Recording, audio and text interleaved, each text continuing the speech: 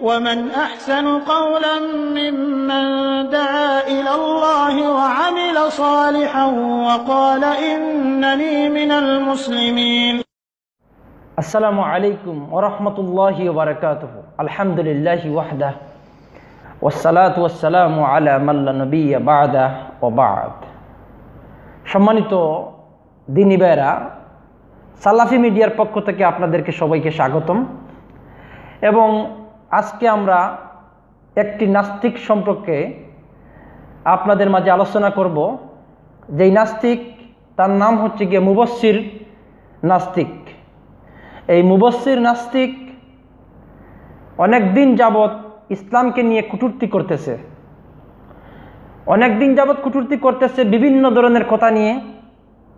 গত কয়েকদিন আগে একটি ভিডিও সে আপলোড করেছে আমাদের প্রিয় নবী মুহাম্মদ রাসূলুল্লাহ সাল্লাল্লাহু আলাইহি সাল্লামকে দর্শনকারী সহ এই অবস্থার গালি দিয়েছে। সেই গালিটি আমার মুখ দিয়ে আসতেছে না।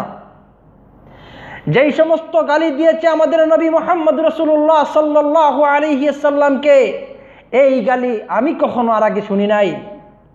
যেই গালি দিয়েছে আমাদের নবীকে এই নাস্তিক, কুলাঙ্গার, জানোয়ার, অমানুষ, জানোয়ার বলছি, ভুল করতেছি না, কেননা আল্লাহ সুবহানাহু ওয়া তাআলা বলছেন চোখ থাকতেও দেখে না, কান থাকতেও শুনে না, সে হচ্ছে গিয়ে চতুর্থ জন্তু। চতুর্থ জন্তুর চাইতে নিকৃষ্ট, চার ঠ্যাঙ্গিওয়ালা জন্তু যেগুলা রয়েছে এগুলা থেকেও নিকৃষ্ট। আর ওই মুবশ্শির নামে মুফা না কেটা, এটা হচ্ছে গিয়ে চার ঠ্যাঙ্গি জানোয়ারের চাইতেও নিকৃষ্ট।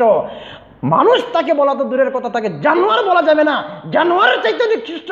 এই হেওয়ানের বাচ্চা হেওয়ান আমাদের রাসূল সাল্লাল্লাহু আলাইহি সাল্লামকে গালি দিয়েছে। এই হেওয়ান আমাদের রাসূল সাল্লাল্লাহু আলাইহি সাল্লামকে গালি দিয়েছে। কত কত ধরনের গালি দিয়েছে। আপনারা যদি তার কথাগুলো শুনেন আশ্চর্য হয়ে যাবেন, এটা কোনো মানুষের মুখ দিয়ে আসতে পারে? এই মুফাকে, এই নাস্তিকটাকে হত্যা করতে হবে। তাকে হত্যা করা মুমিনের উপর ফরজ। এই নাস্তিকটাকে হত্যা করতে হবে। আল্লাহ সুবহানাহু ওয়া তাআলা কুরআনুল কারীমের সূরা মায়েদা 33 নম্বর আয়াতের মধ্যে বলেছেন, যেই ব্যক্তি রাসূল সাল্লাল্লাহু আলাইহি সাল্লামকে গালি দিল, আল্লাহ রাসূল সাল্লাল্লাহু আলাইহি সাল্লামকে গালি দিল, তাকে হত্যা করতে হবে। যদি হত্যা করতে না পারেন তাহলে তাকে শিরকে জড়াতে হবে। যদি তাও না পারেন তাহলে তাকে তার জিহ্বাকে বের করে জিহ্বাকে কেটে ফেলতে হবে। এই মুফাকে জিহ্বাকে বের করে কেটে ফেলে কুত্তাকে দিয়ে খাওয়াতে হবে। এই মুফা না, এই মুফা মানুষ নামের কলঙ্ক, এই মুফা মানুষ রূপে চতুর্থ জানোয়ার।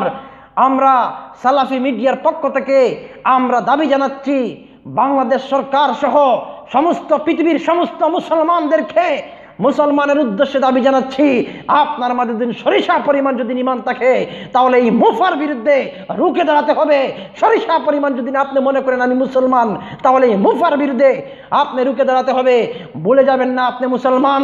আপনার নবীকে গালি দিচ্ছে, আপনার রাসূলকে গালি দিচ্ছে এমন মানুষ নামের কলঙ্ক, এই হেওয়ান, এই জানোয়ার, কুলাঙ্গার, চতুর্থ জন্তুর চাইতে নিকৃষ্ট, যেটা জানোয়ার বলা দুষ হয়ে যায়, এই নাস্তিকের বিরুদ্ধে প্রত্যেকটি মানুষ রুখে দাঁড়াতে হবে।